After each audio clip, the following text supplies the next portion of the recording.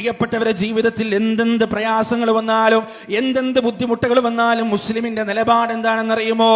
ഖുൽ, നബിയെ പറയുക, പഠിപ്പിച്ചു കൊടുക്കുക, ലൈ യുസീബനാ, ഞങ്ങളെ ബാധിക്കുകയില്ല, ഇല്ലാ മാ കതബല്ലാഹു ലനാ, അല്ലാഹു ഞങ്ങൾക്ക് എഴുതിയതെന്താണോ അതിന്റെ അപ്പുറത്തേക്ക് ഞങ്ങളെ ഒന്നും ബാധിക്കുകയില്ല. ഹുവ മൗലാനാ, അവനാണ് ഞങ്ങളുടെ രക്ഷാധികാരി, ഞങ്ങളുടെ സുഖവും ദുഃഖവും നിർണയിക്കുന്നത് അവനാണ്, ഞങ്ങളുടെ രക്ഷയും ശിക്ഷയും തീരുമാനിക്കുന്നതവനാണ്. വഅലല്ലാഹി ഫതവക്കലൂ ഇൻ കുൻതും മുഅ്മിനീൻ, നിങ്ങൾ വിശ്വാസികളാണെങ്കിൽ അല്ലാഹുവിൽ ഭരമേൽപ്പിക്കുക എന്ന് പരിശുദ്ധ ഖുർആനിന്റെ വചനത്തിലൂടെ അല്ലാഹു നമുക്ക് പഠിപ്പിച്ചു തരികയാണ്. അല്ലദീന ഇദാ അസ്വാബത്തുഹും മുസീബ ഖാലൂ ഇന്നാ ലില്ലാഹി വ ഇന്നാ ഇലൈഹി റാജിഊൻ. അവർക്കൊരു ബുദ്ധിമുട്ട് ബാധിച്ചു കഴിഞ്ഞാൽ, അവർക്കൊരു പ്രയാസം ബാധിച്ചു കഴിഞ്ഞാൽ, രോഗം വന്നു കഴിഞ്ഞാൽ, കച്ചവടം തകർന്നു കഴിഞ്ഞാൽ, ധനനഷ്ടം വന്നു കഴിഞ്ഞാൽ, കുടുംബത്തിന്റെ ഉറ്റവരും ഉടയവരും മരണപ്പെട്ടു കഴിഞ്ഞാൽ അവരുടെ പ്രതികരണം എന്താണെന്നറിയുമോ? ഇന്നാ ലില്ലാഹി, ഞങ്ങൾ അല്ലാഹുവിനുള്ളവരാണ്, വ ഇന്നാ ഇലൈഹി റാജിഊൻ, അവങ്കലേക്ക് തന്നെ മടക്കപ്പെടുകയും ചെയ്യുന്നവനാണ്. ഉലൈക അലൈഹിം സ്വലവാതും മിർ റബ്ബിഹിം വറഹ്മ വ ഉലൈക ഹുമുൽ മുഹ്തദൂൻ. അവർക്കാകുന്നു റബ്ബിന്റെ പക്കൽ നിന്നുള്ള നന്മയുള്ളത്, അവർക്കാകുന്നു റബ്ബിന്റെ പക്കൽ നിന്നുള്ള കരുണയുള്ളത്, അവർക്കാകുന്നു റബ്ബിന്റെ പക്കൽ നിന്നുള്ള നേർമാർഗമുള്ളത്. പ്രിയപ്പെട്ടവരെ, എന്താണ് ഒരു വിശ്വാസിയുടെ മനസ്സിന്റെ അള്ളാഹുവിനെ കുറിച്ചുള്ള നിലപാട് എന്തായിരിക്കണം? അവൻ ധനികനാണോ? അൽഹംദുലില്ലാ. അവൻ ദരിദ്രനാണോ? അൽഹംദുലില്ലാ. അവൻ സുന്ദരനാണോ? അൽഹംദുലില്ലാ. വിരൂപനാണോ? അൽഹംദുലില്ലാ. കഷ്ടതകളിലാണോ? അൽഹംദുലില്ലാ.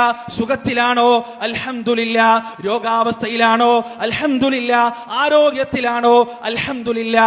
അല്ലാഹു എന്ത് വിധിച്ചാലും ആ വിധിയിൽ തൃപ്തിയടയുന്ന ഒരു മനസ്സ് മനുഷ്യനുണ്ടാകേണ്ടതുണ്ട്, മുസ്ലിമിനുണ്ടാകേണ്ടതുണ്ട്.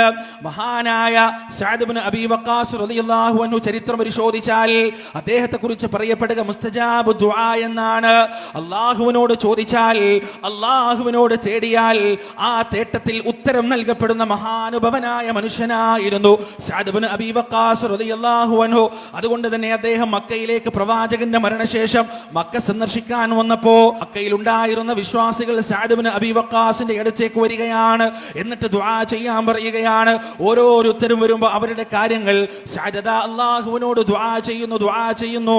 അവസാനം ആൾക്കൂട്ടം പിരിഞ്ഞു പോയതിനു ശേഷം അദ്ദേഹത്തിന്റെ ഭൃത്യനത സഅദിനോട് ചോദിക്കുകയാണ്, അങ്ങയുടെ കാഴ്ച തിരിച്ചു കിട്ടാൻ, അദ്ദേഹത്തിന്റെ കാഴ്ച നഷ്ടപ്പെട്ടു പോയിട്ടുണ്ട്, അന്ധനായിട്ടാണ് അദ്ദേഹം ജീവിച്ചുകൊണ്ടിരിക്കുന്നത്, അങ്ങയുടെ കാഴ്ച തിരിച്ചു കിട്ടാൻ എന്തുകൊണ്ടാണ് റബ്ബിനോട് അങ്ങ് പ്രാർത്ഥിക്കാത്തത്, എന്തുകൊണ്ടാണ് റബ്ബിനോട് അങ്ങ് ദുആ ചെയ്യാത്തതെന്ന് ചോദിച്ചപ്പോ സഅദ് ഇബ്നു അബീ വഖാസ് റളിയല്ലാഹു അൻഹു പറഞ്ഞൊരു മറുപടിയുണ്ട്. പ്രിയപ്പെട്ടവരെ, അദ്ദേഹം പറയുകയാണ്, എനിക്ക് എന്റെ കാഴ്ച തിരിച്ചു കിട്ടുന്നതിനേക്കാൾ ഇഷ്ടം എന്താണെന്നറിയുമോ?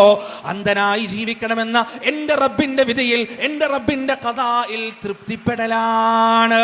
അതുകൊണ്ട് ജീവിതത്തിൽ എന്തൊക്കെ പ്രയാസങ്ങൾ വന്നാലും എന്റെ റബ്ബന്റെ കൂടെയുണ്ട്, എന്റെ രക്ഷിതാവിന്റെ കൂടെയുണ്ട്.